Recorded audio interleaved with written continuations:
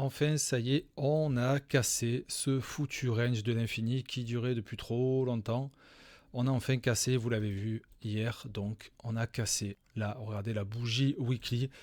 On l'a enfin cassé par le nord, donc on a clôturé, puisque là, la bougie que vous voyez là en weekly, c'est le début de cette semaine en cours, et donc on a clôturé cette bougie weekly à la hausse, et ça, c'est extrêmement positif. C'est un signal fort et intéressant. Donc, on a regardé, si je vous montre le daily, on va passer sur, je vais enlever un peu des graphiques pour vous alléger la vue.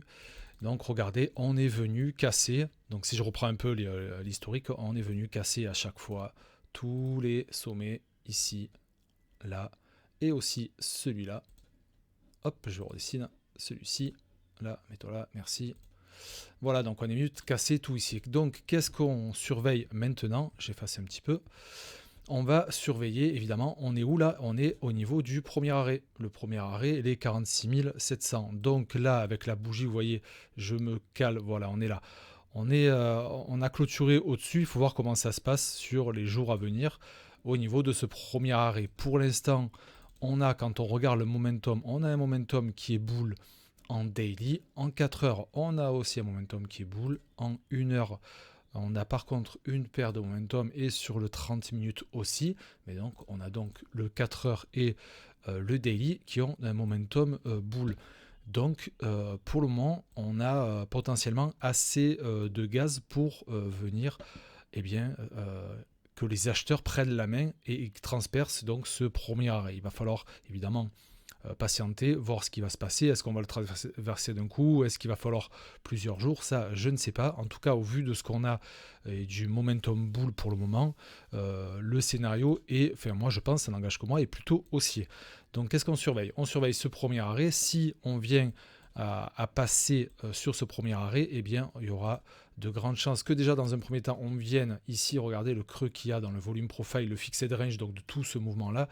Il y a un beau creux, il y a du business à faire ici, et après évidemment classique, la zone de rechargement de short de tout le mouvement, de toute cette descente qu'on a connue donc depuis début novembre. Comment expliquer cette montée là qu'on a eue? Eh bien tout simplement quand on regarde l'order flow, c'est assez flagrant pour une fois d'ailleurs.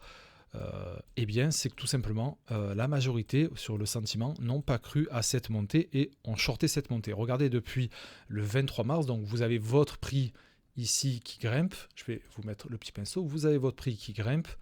Là, vous avez l'open interest qui grimpe aussi, qui est aussi haussier, pardon. Et le ratio long short, eh bien, il est clairement, regardez, en faveur des shorts. Donc du coup, sur cette montée, les gens n'y ont pas cru et ont shorté cette montée. Donc du coup, qu'est-ce qui se passe quand on short à la montée?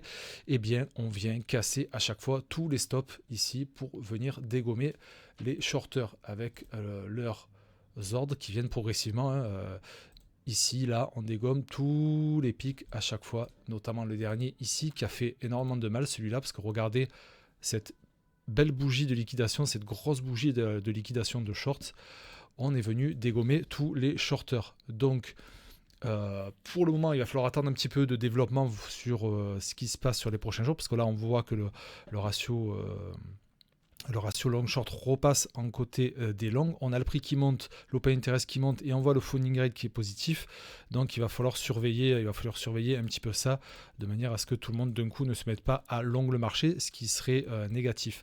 Cependant, quand on regarde à plus grande échelle, je vais vous afficher donc les spreads.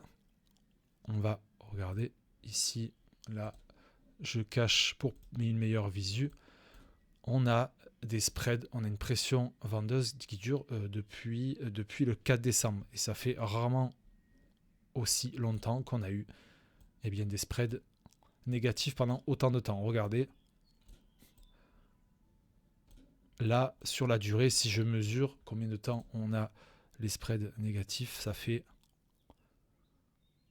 depuis 100, 115, 112, enfin 115, bon, les 120 jours à peu près, c'est extrêmement long. Donc là, il y a une pression vendeuse qui s'est fait et donc il y a du monde aussi à dégommer sur tous les shorters qui ont joué donc depuis ce début décembre. Donc ce qui est potentiellement rassurant, c'est que il y ait des chances aussi, dans le scénario qu'on se fait, de revenir sur ces niveaux-là. Et c'était ici, au niveau des 56 000. Attendez, je me recale bien, le 4 décembre, c'est ça.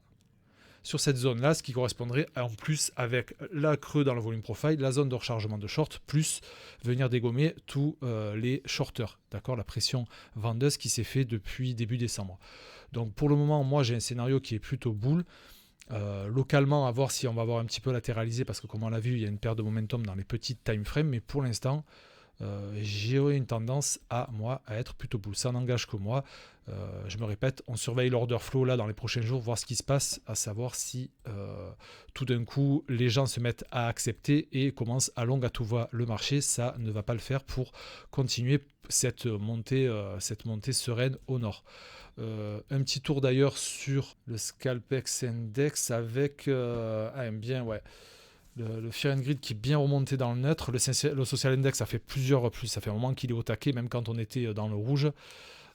Donc à surveiller aussi, voir si le sentiment ne se retourne pas trop vite. Voilà ce que j'ai à dire sur le BTC. On surveille donc l'order flow, voir ce qui se passe au niveau du sentiment pour voir cette montée saine au nord continuer, et on check évidemment toujours aussi ces momentum de prix pour voir qu'il n'y ait pas de perte du côté des acheteurs. Voilà, c'est tout pour moi, je vous dis à très vite, bye bye, ciao.